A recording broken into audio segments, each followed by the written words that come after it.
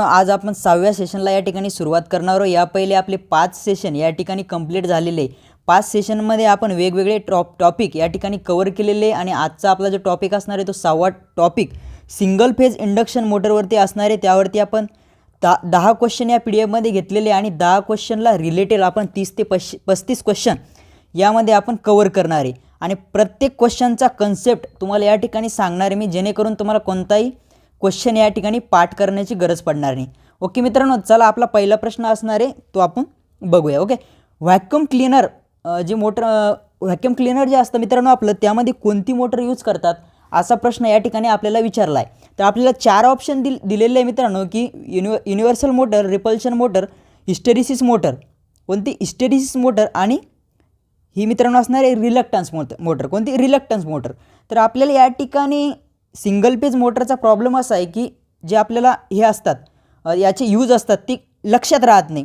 तर आपल्याला सर्वात प्रथम आपल्याला जी मोस्ट इम्पॉर्टंट मोटर असते मित्रांनो ती असते युनिव्हर्सल मोटर, कोणती युनिव्हर्सल मोटर।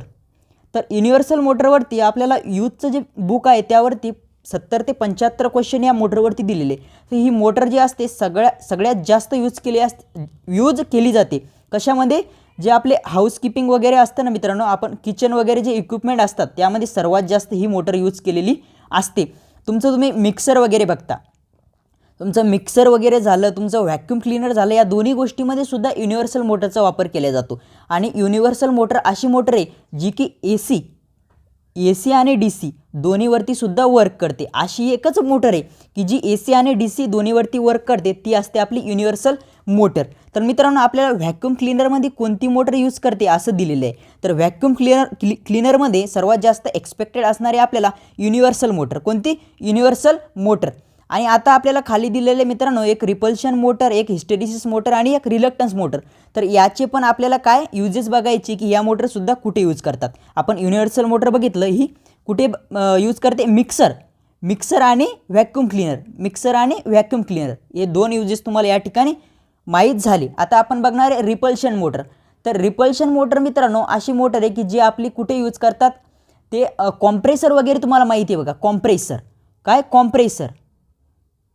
कॉम्प्रेसरमध्ये ही मोटर यूज केली असती, कोणती रिपल्शन मोटर। आणि अजून जास्त युजेस आहेत पण सगळ्यात जास्त एक्सपेक्टेड जे आहे ते आहे कॉम्प्रेसरमध्ये ही मोटर यूज केली जाते। आणि ह्या 2 मोटर ज्या आहे ह्या सर्वात महत्त्वाच्या मोटर आहे मित्रांनो की ज्या दोन्ही मोटर सिंक्रोनस मोटर म्हणून काम करतात। काय सिंक्रोनस मोटर आपण डिनोट करतो NS ने, आणि NS चा फॉर्म्युला काय असतो, NS = 120 F/P हा NS चा फॉर्म्युला आहे। NS म्हणजे आपण सिंक्रोनस मोटर त्याला म्हणतो आणि ह्या दोन्ही ज्या मोटर आहेत त्या सिंक्रोनस मोटर म्हणून काम करतात। आता याचे युजेस बघू आपण। युजेस म्हणजेच ॲप्लिकेशन, काय तुम्हाला इंग्लिश कळत नाही म्हणून मी मराठीतून सांगतो, युजेस म्हणजेच ॲप्लिकेशन। तर हिस्टेरिसिस मोटर जी असते, हिस्टेरिसिस मोटर आपण जे साऊंड इक्विपमेंट असतात आपले साऊंड वगैरे सर्व काही, त्यामध्ये आपली हिस्टेरिसिस मोटर या ठिकाणी यूज केली जाते। त्यानंतर आहे रिलक्टन्स मोटर। तर रिलक्टन्स मोटर जी आहे मित्रांनो यामध्ये नॉईस कॅन्सलेशन वगैरे, नॉईसलेस मोटर ही काय कोणताही आवाज या ठिकाणी ही मोटर करत नाही। मग तुम्हाला लक्षात ठेवायचं, ही मोटर जर कोणताच आवाज करत नसेल तर ही मोटर कशामध्ये यूज करतात मित्रांनो, जे इक्विपमेंट तुम्ही रेकॉर्डिंगसाठी यूज करता त्या सर्व इक्विपमेंटमध्ये रिलक्टन्स मोटर यूज केली जाते। आणि तीच मोटर का केली जाते, कारण नॉईसलेस आहे, काय कोणताही साऊंड ही मोटर प्रोड्यूस करत नाही, कोणताही साऊंड प्रोड्यूस करत नाही, नॉईसलेस आहे, कोणताही आवाज करत नाही, त्यामुळे ही साऊंड इक्विपमेंटमध्ये यूज केली जाते। या ठिकाणी आपल्याला एका क्वेश्चनमध्ये 4 ते 5 क्वेश्चन या ठिकाणी कव्हर झालेले। तर मित्रांनो आपण जो आहे आता क्वेश्चन नंबर 2 कडे। तर जी सिंगल फेज मोटर असते मित्रांनो, सिंगल फेज मोटरमध्ये 6 ते 7 मोटर येतात। ओके, सर्व 6 ते 7 मोटर त्यामध्ये झाली सिंगल फेज, आपण युनिव्हर्सल बघितली, हिस्टेरिसिस बघितली, रिलक्टन्स बघितली, त्यानंतर स्टेपर मोटर येते। ह्या सर्व मोटर सिंगल फेज मोटरमध्ये येतात। आणि ह्या मोटर किती HP पर्यंत काम करतात असा प्रश्न या ठिकाणी आपल्याला विचारलेला आहे। तर मित्रांनो जर आपण चांगल्या बुकच्या रिलेटेड जर गेलो, म्हणजे जे यूथ वगैरे जे आपण ITI साठी एक्सपेक्ट करतो अशा बुकच्या जर रिलेटेड जर गेलो मित्रांनो, तर सर्व बुकमध्ये 2 HP म्हणून दिलेलं आहे। तर आपण सुद्धा जर हा क्वेश्चन जर तुम्हाला पेपरमध्ये आला तर 2 HP हेच आन्सर तुम्हाला क्लियर या ठिकाणी करेक्ट करायचे, कारण सिंगल पेज ज्या सर्व मोटर असतात त्या एकदम छोट्या मोटर्स असतात आणि सर्वात जास्त मोठी 2 HP पर्यंतच आपण या ठिकाणी मॅन्युफॅक्चरिंग करत असतो. 2 HPच्या वरती ही मोटर मॅन्युफॅक्चरिंग केली जात नाही. ओके, कोणी वगैरे म्हणत असेल तुम्हाला 10 HP 15 HP असं काही नसतं मित्रांनो.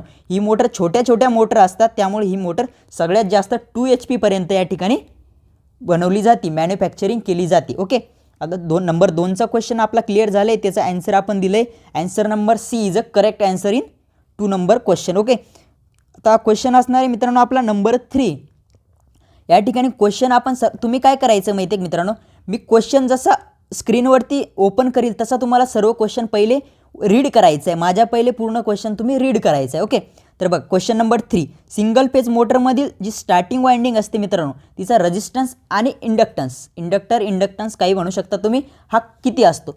तर मित्रांनो जी आपली मोटर असते सिंगल पेज मोटर, ती कशी असते मित्रांनो, अशा पद्धतीने या ठिकाणी तुम्हाला एक वाइंडिंग दिसते आणि या ठिकाणी एक स्विच दिसतं, स्विच, आणि या ठिकाणी असं या ठिकाणी कॅपॅसिटर असतं आणि या ठिकाणी एक वाइंडिंग दिसते. ओके, आणि या ठिकाणी असतं तुमचं रोटर, या ठिकाणी काय असतं, रोटर असतं. असे तुमचे इनपुट या ठिकाणी बाहेर काढलेले असतात. तर मित्रांनो काय असतं माहिती आहे का, 2 वाइंडिंग असतात. 2 वाइंडिंगची ऑल स्पेसिफिकेशन आपण या जो नंबर 3चा क्वेश्चन आहे त्यामध्ये बघणार आहे. ही असते मित्रांनो स्टार्टिंग वाइंडिंग. कोणती? Starting winding. स्टार्टिंग वाइंडिंगलाच तुम्ही ऑक्झिलरी वाइंडिंग म्हणतात. कोणती? Auxiliary winding. कधी कधी तुम्हाला प्रश्नामध्ये विचारेल की ऑक्झिलरी वाइंडिंग म्हणून, आणि कधी कधी विचारेल स्टार्टिंग वाइंडिंग म्हणून. तर आपल्याला या ठिकाणी स्टार्टिंग विचारलं आहे, तर कन्फ्यूज व्हायचं नाही. ऑक्झिलरी वाइंडिंग पण तीच आहे आणि स्टार्टिंग वाइंडिंग पण तीच आहे. तर आपण बघूया या ठिकाणी याचा रेजिस्टन्स किती असतो. मित्रांनो जी स्टार्टिंग वाइंडिंग असते आपली, तिचा रेजिस्टन्स कधी पण जास्त असतो. आणि इंडक्टर कधी इंडक्टन्स पण म्हणू शकता, तो कमी असतो. इंडक्टन्स कमी असतो. ओके, तर स्पेसिफिकेशन कळलं तुम्हाला, रेजिस्टन्स जास्त असतो आणि इंडक्टर कमी असतो. आता ही जी वाइंडिंग असते मित्रांनो आपली, ती असते मेन वाइंडिंग. कोणती? Main winding. कोणती वाइंडिंग असते ही? Main winding. आणि ही वाइंडिंग जी असते मित्रांनो, हिचा रेजिस्टन्स जो असतो तो कमी असतो आणि इंडक्टर जो असतो जास्त असतो. इंडक्टर जो आहे तो जास्त असतो. तर लक्षात ठेवायचं मित्रांनो, एकाच वाइंडिंगचं तुम्ही लक्षात ठेवायचं, जेणेकरून कोणतंही कन्फ्युजन होणार नाही. एका जर वाइंडिंगचं तुम्ही लक्षात ठेवलं तर दुसऱ्या वाइंडिंगचं तुम्ही कोरिलेट करू शकता. त्या वाइंडिंगला तुम्ही कोरिलेट करू शकता. ओके, तर तुम्ही लक्षात ठेवा मित्रांनो, मेन वाइंडिंगचा रेजिस्टन्स जो असतो कमी असतो आणि इंडक्टर जो असतो जास्त असतो, हे लक्षात ठेवा. आणि मित्रांनो तुम्हाला एक प्रश्न येतो, या ज्या 2 वाइंडिंग असतात त्या एकमेकांना कशा कनेक्ट असतात. मित्रांनो आपल्याला या ठिकाणी सिरीज दिसतं. काय दिसतं? सिरीज. बट असं नसतं. बट असं नसतं. या ज्या 2 वाइंडिंग असतात ह्या एकमेकांना पॅरललमध्ये कनेक्ट असतात. एकमेकांना पॅरललमध्ये कनेक्ट असतात. पॅरललमध्येच कनेक्ट असतात, त्या सिरीजमध्ये नसतात. डायरेक्टली यूथमध्ये 4 ते 5 क्वेश्चन आलेले आहे की मेन वाइंडिंग आणि ऑक्झिलरी वाइंडिंग ऑरमध्ये तिला म्हणतात स्टार्टिंग वाइंडिंग, ह्या 2 वाइंडिंग एकमेकांना कशा कनेक्ट असतात, तर त्या पॅरललमध्ये कनेक्ट असतात. आणि या 2 वाइंडिंगमध्ये फेज डिफरन्स किती असतो मित्रांनो, हा सुद्धा क्वेश्चन यूथला आलेला आहे. 90 डिग्रीचा फेज डिफरन्स असतो 2 वाइंडिंगमध्ये. जर तुम्ही 3 फेज मोटरमध्ये जर गेले मित्रांनो, 3 फेज म्हणजे 3 फेज असतात. 3 फेजमध्ये फेज डिफरन्स किती असतं, त्या 3 फेजमधील फेज डिफरन्स हे 120 असतं. तर 120 असतं मित्रांनो, आपला जो पुरा हे असतो, जो सर्कल असतो, म्हणजे त्याचं हे किती असतं, 360 डिग्री असतो. तो कितीचा असतो? 360. जर 360ला आपण 3ने जर भागलं तर उत्तर येतं मित्रांनो 120. किती येतं? 120. म्हणून आपला जो एक अँगल असतो या ठिकाणचा तो असतो 120 डिग्री आणि तिन्ही मिळून असतो 360. तसं आपलं या ठिकाणी जी सिंगल पेज मोटर असते तिचा 2 वाइंडिंगमधला फेज डिफरन्स असतो 90. ओके, कळालं असेल तुम्हाला. चला, स्टार्टिंग वाइंडिंगचं काय सांगितलं मी, जो रेजिस्टन्स असतो जो हाय असतो. तर आपल्याला उत्तर बघायचं आहे. मग आपलं ऑप्शन नंबर ए बघू शकता तुम्ही, रेजिस्टन्स हाय दिलेला आहे. रेजिस्टन्स हाय आणि इंडक्टर काय केला आहे? कमी दिला आहे. म्हणून आपलं क्वेश्चन नंबर 3चं करेक्ट आन्सर असणार आहे option number A is a correct answer. Okay, तर आपण बघणार आहे आता क्वेश्चन नंबर 4. ओके मित्रांनो, तुमच्या 100% या ठिकाणी कन्सेप्ट क्लिअर करण्याचं मी काम करणार आहे. खूप सारे व्हिडिओ यूट्यूबला अवेलेबल आहे, जे काही PDF स्क्रोल करून तुम्हाला या ठिकाणी प्रॉब्लेमॅटिकमध्ये पाडण्याचं काम करताय. तर सर्व क्वेश्चन असे आहे त्या ठिकाणी मित्रांनो, क्वेश्चन येतोय तुमच्या पुढं आणि क्वेश्चनचं उत्तर सांगितले जाते. तो तुम्ही आज क्वेश्चन बघसाल आणि अजून 3 दिवसाने तुम्ही तो क्वेश्चन बघितला, तुम्हाला त्यातलं काहीच नाही कळणार. काहीच नाही कळणार. पण आपल्या या ठिकाणी जर तुम्ही पूर्ण व्हिडिओ जर बघितले तर त्या ठिकाणी तुम्हाला पूर्णच्या पूर्ण कन्सेप्ट या ठिकाणी माहीत होणार आहे. आणि ज्याची कन्सेप्ट क्लिअर असती तो पेपरमध्ये कोणते प्रश्न विसरत नाही, कसाही प्रश्न आला तो विसरत नाही. चला मित्रांनो, आपला क्वेश्चन चालू आहे आता. Question number 4. क्वेश्चन नंबर 4 मध्ये विचारलं आहे मित्रांनो, single phase induction motor usually operate. म्हणजे सिंगल फेज मोटर बघा, सर्वात प्रथम तुम्हाला सांगतो इंडक्शन मोटर लॅगिंगवरती काम करते. इंडक्शन मोटरचा जो हे असतो तो लॅगिंग असतो. काय पॉवर फॅक्टर, काय पॉवर फॅक्टर कधी लॅगिंग असतो, लॅगिंग. मग या ठिकाणी आपल्याला ऑप्शन दिले 4 आणि विचारली इंडक्शन मोटर, कोणती इंडक्शन मोटर. बट या ठिकाणी बघू शकता एक ऑप्शन आहे आपला या ठिकाणी लीड म्हणून दिलेला आहे. हा ऑप्शन आपण काय करू शकतो, कट करू शकतो, कारण इंडक्शन मोटर आहे आणि ती लीड नसतेच, ती काय असते, लॅग असते. काय असते, लॅग असते. परत इथं युनिटी दिलेला आहे, युनिटी असते का, नसते, लॅग असते. आपल्याकडे उरले आता 2 ऑप्शन. किती ऑप्शन उरले, 2 ऑप्शन. आणि या 2 ऑप्शनवरती आपल्याला खेळायचं आहे. तर मित्रांनो तुम्हाला सांगतो, जी इंडक्शन मोटर असते कोणती, सिंगल फेज, कोणती सिंगल फेज इंडक्शन मोटर असते ती असते 0.6 पॉवर फॅक्टर लॅगिंग. किती असतो तिचा, 0.6 लॅगिंग पॉवर फॅक्टर असतो. किती, 0.6 लॅगिंग पॉवर फॅक्टर असतो. ही नोट्स तुम्हाला लिहून घ्यायची. हा जो कन्सेप्ट असणार आहे हा कन्सेप्ट नाही आहे मित्रांनो, हा तुम्हाला पाठच करावा लागेल. हा एक कन्सेप्ट आहे की इंडक्शन मोटर जी आहे ती लॅगिंग पॉवर फॅक्टरवरती चालते. काय, लॅगिंग पॉवर फॅक्टर असतो. कशाचा, इंडक्शन. आणि तुम्ही जर सिंक्रोनस मोटरमध्ये जर गेले मित्रांनो मग तर सिंक्रोनस मोटर ही युनिटी, नंतर लॅगिंग आणि नंतर लीडिंग या सर्व पॉवर फॅक्टरवरती काम करते. तर तुम्हाला प्रश्न येऊ शकतो, अशी कोणती मोटर आहे ती लॅगिंग, लीडिंग आणि युनिटी या तिन्ही पॉवर फॅक्टरवर काम करते. अशी एकच मोटर असते मित्रांनो, ती असते सिंक्रोनस मोटर. कोणती, सिंक्रोनस मोटर. ओके, या ठिकाणी 3 ते 4 क्वेश्चन तुमचे क्वेश्चन नंबर 4 मध्ये कव्हर झालेले आहे. ओके, तर तुम्हाला क्वेश्चन नंबर 4चं करेक्ट आन्सर असणार आहे मित्रांनो आपलं ऑप्शन नंबर डी. कोणतं, option number D is a correct answer in question number 4. काय, 4थ्या प्रश्नाचं उत्तर काय आहे आपलं, option D, 0.6 power factor lagging. Okay, बघा आपला आता चालला आहे क्वेश्चन नंबर 5. काय, क्वेश्चन नंबर 5, सर्वात कमी अँड सर्वात जास्त स्पीड असणारी मोटर कोणती. मित्रांनो या ठिकाणी एवढा गोंधळ असतो, काय एवढा गोंधळ असतो सिंगल फेज मोटरमध्ये की काहीच लक्षात राहत नाही, ना त्याचे कॅरेक्टरिस्टिक, ना त्याचे ॲप्लिकेशन, आणि कोणती मोटर जास्त कोणती मोटर कमी, काहीच नाही. पण मी या ठिकाणी अशा पद्धतीने तुम्हाला सांगायचं आहे, या ठिकाणी प्रयत्न करतोय की तुम्हाला पेपरमध्ये पण ही गोष्ट विसरणार नाही तुम्ही. ओके, तर मित्रांनो सर्वात चांगली मोटर कोणती आहे, सर्वात चांगली मला तुम्ही कमेंट करून सांगायचं आहे. तर मित्रांनो सर्वात चांगली मोटर असते आपली युनिव्हर्सल मोटर. युनिव्हर्सल मोटरचं तुम्हाला सांगितलं AC वरती काम करते, DC वरती काम करते. सर्वात चांगली मोटर ही काय, असं लक्षात ठेवा, तसं लक्षात राहत नाही मित्रांनो. सर्वात चांगली मोटर कोणती, युनिव्हर्सल मोटर. कोणती, युनिव्हर्सल मोटर. आणि सगळ्यात खराब जी मोटर असते मित्रांनो ती असते शेडेड. कोणती, शेडेड पोल. कोणती, शेडेड पोल. सर्वात चांगली आहे युनिव्हर्सल आणि सर्वात खराब आहे शेडेड. मग सर्वात चांगली मोटर म्हणजे हिचा टॉर्क कसा असेल, चांगला असेल. पॉवर फॅक्टर कसा असेल, चांगला असेल. आणि शेडेड पोल म्हणल्यावरती खराब आहे, म्हणल्यावर तिचा टॉर्क वगैरे सगळंच काय असेल, कमी असेल. सगळंच काय असेल, कमी असेल. तर मग आपल्याला काय विचारलं आहे, सर्वात कमी आणि सर्वात जास्त स्पीड. स्पीड कशावर डिपेंड करतोय मित्रांनो, टॉर्कवर. स्पीड कशावर डिपेंड करतोय, टॉर्कवर. मग बघा सर्वात पहिलं काय विचारलं आहे, सर्वात कमी. याच्यावरती तुम्ही बघायचं, प्रश्न कोरिलेट करायचा आहे मित्रांनो. पहिले सर्वात जास्त. काय, सर्वात जास्त नंतर दिलं आहे आणि सर्वात कमी कधी दिलं आहे, पहिले. मग आपल्याला सर्वात कमीवाली पहिली बघायची, सर्वात जास्तवाली नंतर बघायची. तर तुम्हाला सांगितलं शेडेड पोल काय सर्वात खराब आहे, टॉर्क कमी, मग तिचा स्पीड पण कमी आहे. मग शेडेड पोल ही कमी एज असते. काय, कमी, काय कमी स्पीड. आणि युनिव्हर्सल काय, जास्त स्पीड. काय, युनिव्हर्सल काय, जास्त स्पीड, कारण तिचा टॉर्क काय आहे, जास्त आहे. मग बघा सर्वात खराब बघायची, सर्वात कमी स्पीडवाली. मग ऑप्शन नंबर एच आहे बघा आपला, ऑप्शन नंबर ए. त्या ठिकाणी दिलेलं आहे शेडेड पोल. शेडेड पोल नंतर काय, सर्वात जास्त युनिव्हर्सल मोटर. कोणती, युनिव्हर्सल मोटर. मग 5व्या प्रश्नाचा आपला आन्सर काय असणार आहे, option number A is a correct answer. काय, option number A is a correct answer. Okay, बाकी रिलक्टन्स वगैरे तुम्हाला सांगितली. रिलक्टन्स ही साऊंड वगैरे म्हणजे तुमचा रेकॉर्डिंग जे इक्विपमेंट असतात त्या ठिकाणी असते, आणि हिस्टेरिसिस जी असते ती असते साऊंड इक्विपमेंटमध्ये. आता शेडेड या ठिकाणी मी क्रॉस करून दिलं आहे बघा तुम्हाला, क्रॉस या ठिकाणी बघा, युनिव्हर्सल पहिले घेतलं आहे, शेडेड नंतर घेतलं. पण या ठिकाणी अनुक्रमाने जायचं आहे. काय, अनुक्रमाने.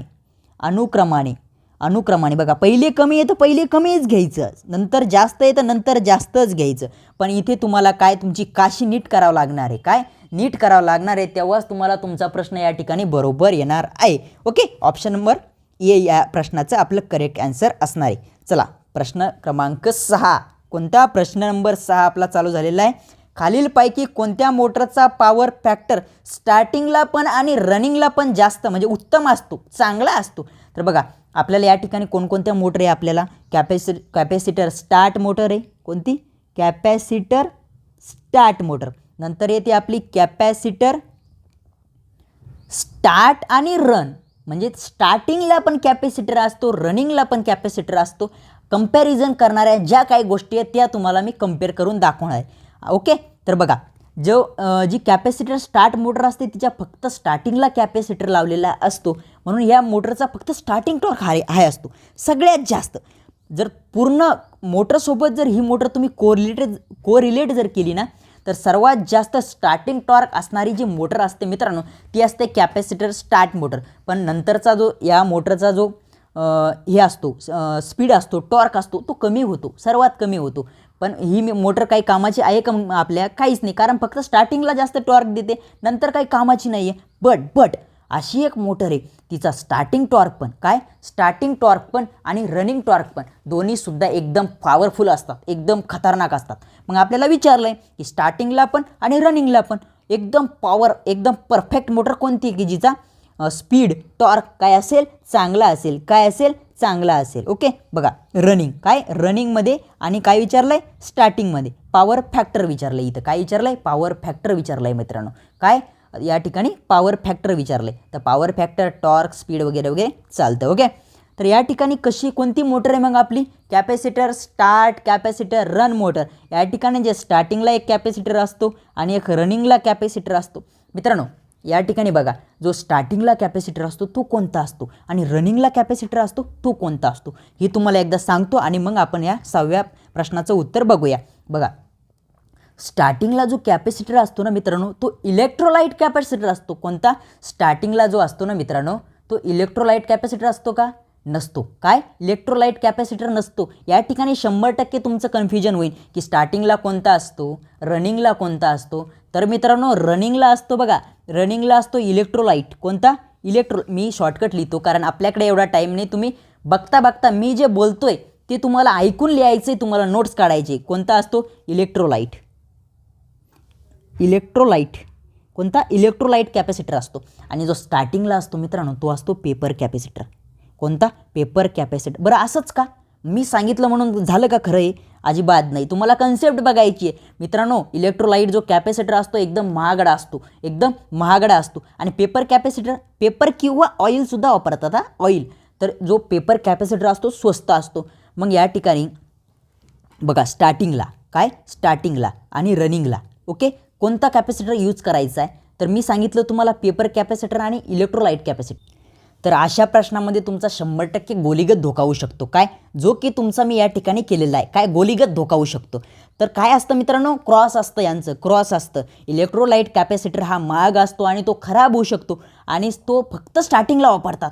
तो फक्त स्टार्टिंगला का? तो खराब होऊ शकतो. तो जर आपण रनिंगमध्ये कंटिन्यू वापरला तर तो लवकर खराब होऊ शकतो आणि तो असतो महाग. तो फक्त आपण स्टार्टिंगलाच, म्हणून तो स्टार्टिंगला. या ठिकाणी मी गोलीगत धोका तुमच्यासोबत करण्याचा प्रयत्न केला आहे. गोलीगत धोका करण्याचा. तुमच्या आता हा प्रश्न कधीच लक्षातून जाणार नाही, त्यामुळे मी तुम्हाला काय केलं या ठिकाणी जुबली म्हणजे या ठिकाणी तुम्हाला कोरिलेट केलं आहे.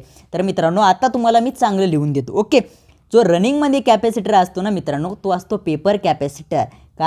पेपर कॅपॅसिटर किंवा ऑइल कॅपॅसिटर याची किंमत असते कमी. याची किंमत काय असते? किंमत कमी असते.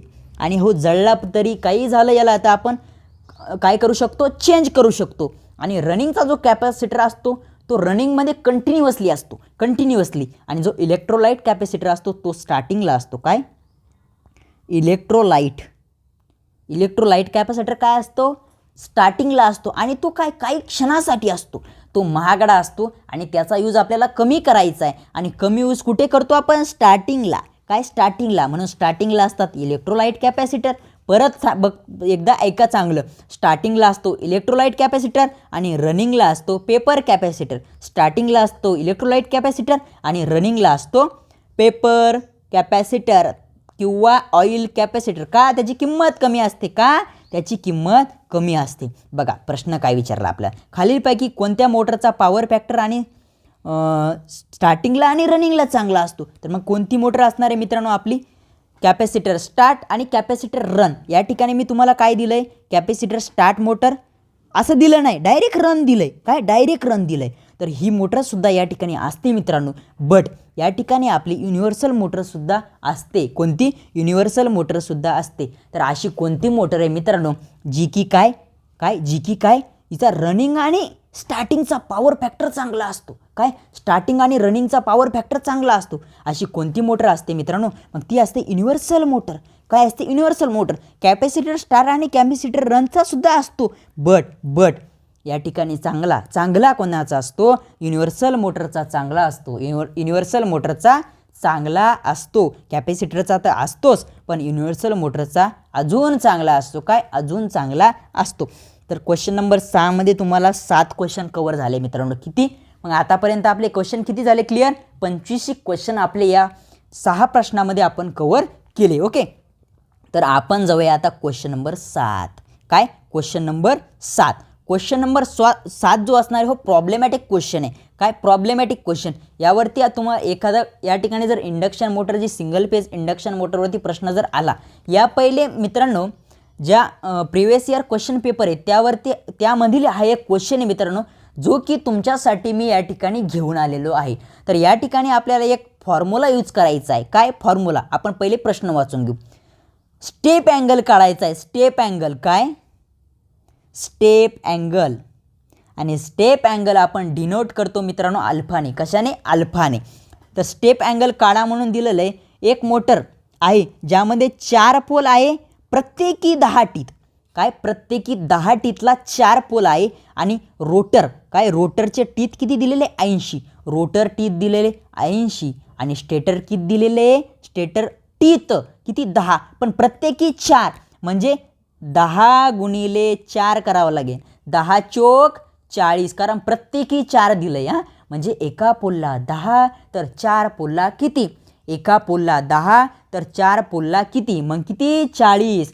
मग याची किंमत भेटली 80, याची भेटली 40. मग फॉर्म्युला असतो अल्फा बरोबर NS मायनस NR अपॉन म्हणजेच भागिले NS गुणिले NR. आणि याला गुणिले असतो मित्रांनो 360. याला गुणिले काय असतो? 360.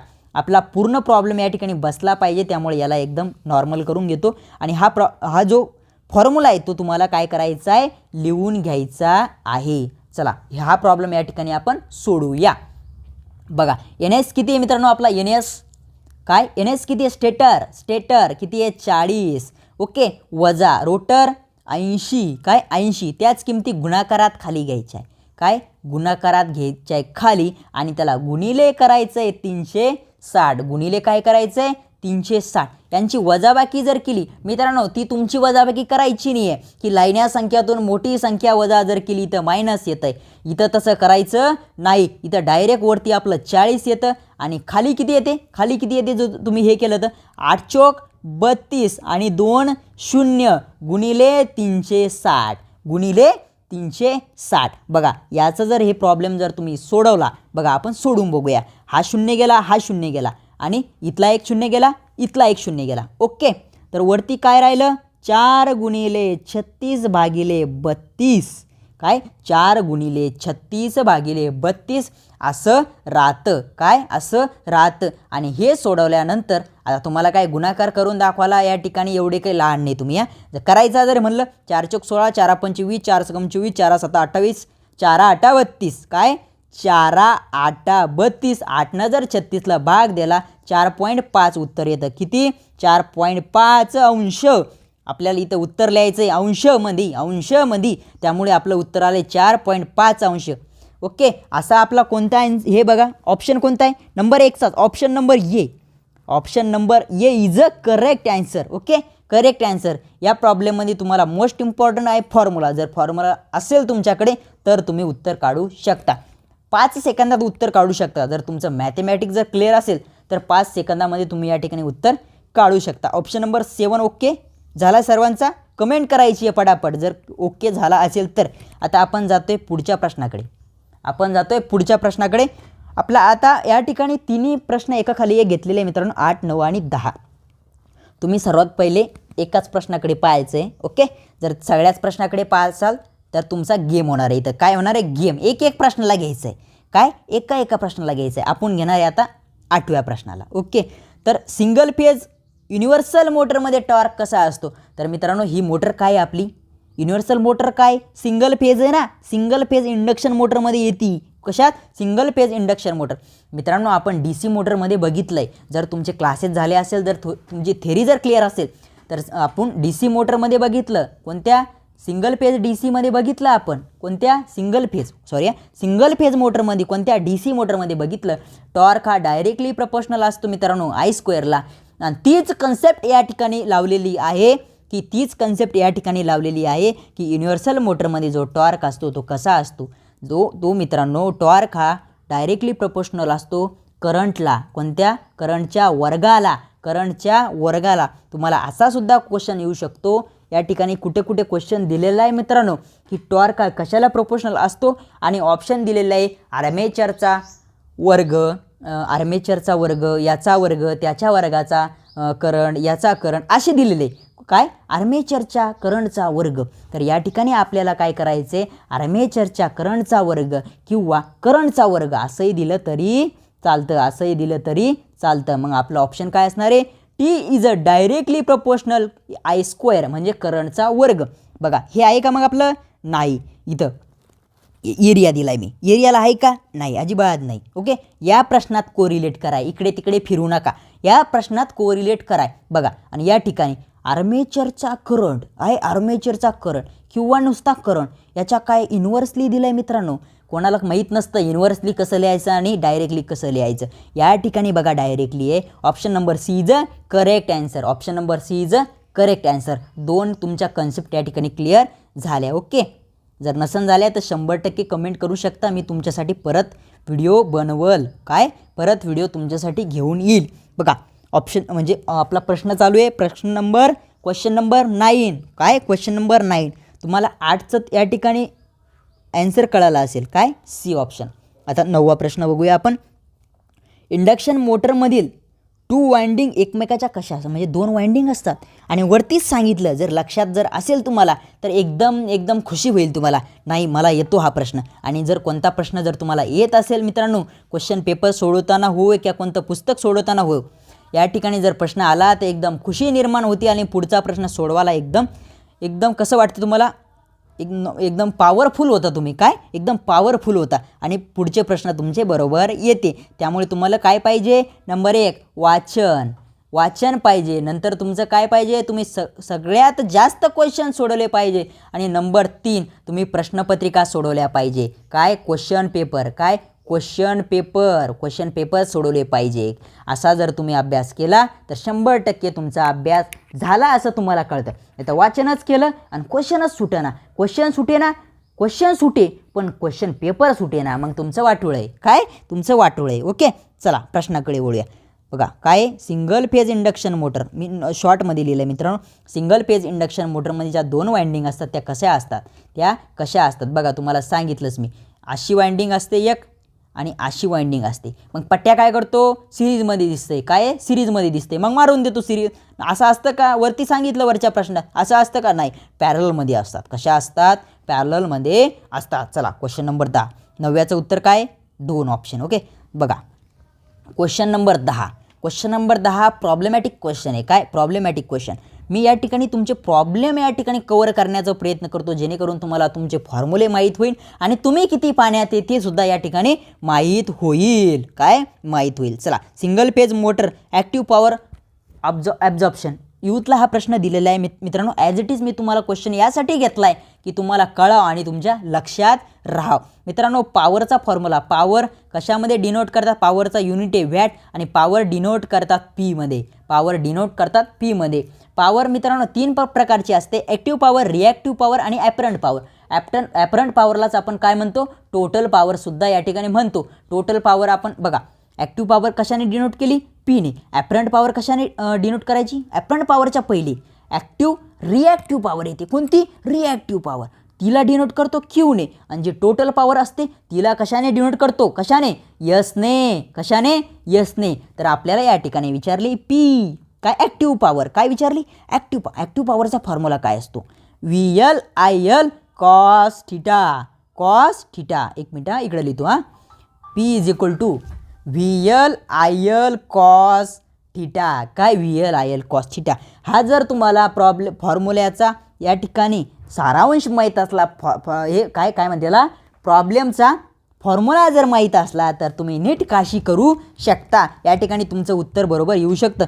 डायरेक्ट दिलेलं आहे, VL दिला आहे आणि IL दिला आहे आणि कॉस थिटा पण दिला आहे. तुम्हाला डायरेक्ट किमती ठेवायच्या आहे. काय, किमती ठेवायच्या आहे. आपण किमती ठेवून घेऊ. मग एकच मिनिट मित्रांनो, किमती ठेवून घेऊया. VL किती दिला आहे मित्रांनो, 120 दिला आहे. किती, 120. प्रेमानं लिहायचं आहे, नाही तर तू 120 तिकडं घालायचा आणि तुझा जो IL दिला आहे तो इकडे घालायचा आहे. पण हे गुणाकारात आहे, तो इकडेही घातला आणि तिकडेही घातला तर काही फरक पडत नाही. 120 गुणिले हे IL किती दिला आहे, 5. IL किती दिला आहे, 5 गुणिले कॉस थिटा दिला आहे तुला 0.65.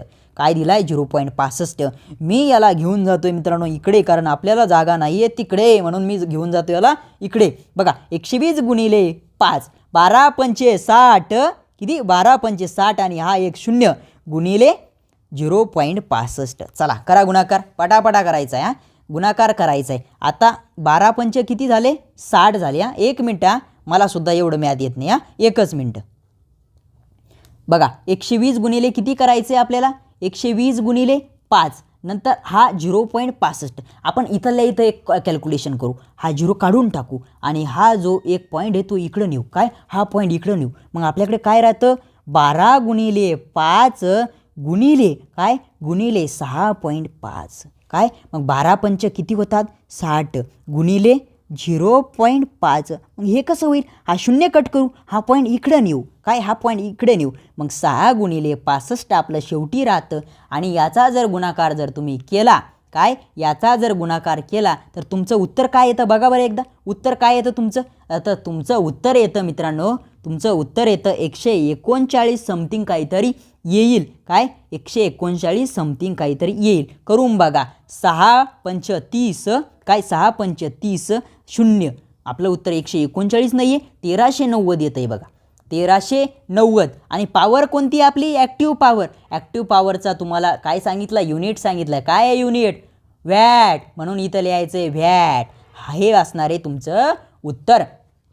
ओके, मी या ठिकाणी ऑप्शन यासाठी दिलेले नाही की या ठिकाणी आपल्याला जागा नव्हती त्यामुळे ऑप्शन दिलेले नाही आहे, आणि प्रॉब्लेमॅटिक क्वेश्चनला ऑप्शनवर या ठिकाणी तुम्हाला गरज नाही आहे ऑप्शनची, त्यामुळे सुद्धा मी ऑप्शन दिले नाही. अशा पद्धतीचे 10 क्वेश्चन आणि 10 क्वेश्चनला कोरिलेट 50 क्वेश्चन आपल्या या आजच्या व्हिडिओमध्ये कवर झालेले आहे. जर असे तर तुम्हाला या ठिकाणी व्हिडिओ कुठं भेटत असेल तर नक्की कमेंट करा. नसेल भेटत तर जीव लावून आपले व्हिडिओ पहा.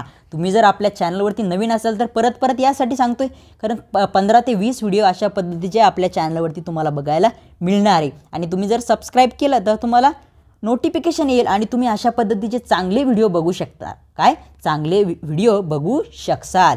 मित्रांनो, या ठिकाणी आपण हा व्हिडिओ थांबवणार आहे. आता आपला व्हिडिओ झाला आहे 33 ते 34 मिनिटाचा व्हिडिओ आपला या ठिकाणी कवर झालेला आहे. हा व्हिडिओ आपण या ठिकाणी थांबणार आहे. परत एकदा सांगतो, जर थोडासा फायदा झाला असेल तर लाईक करा. चॅनलवर नवीन असाल तर सबस्क्राईब करा आणि पुढचा व्हिडिओ आपण उद्या घेणार आहे तो सुद्धा व्हिडिओ या ठिकाणी पहा. तर मित्रांनो, या ठिकाणी आपण ह्या व्हिडिओला पूर्णविराम देऊया आणि भेटूया अशाच एका नवीन व्हिडिओमध्ये. धन्यवाद, थँक्यू.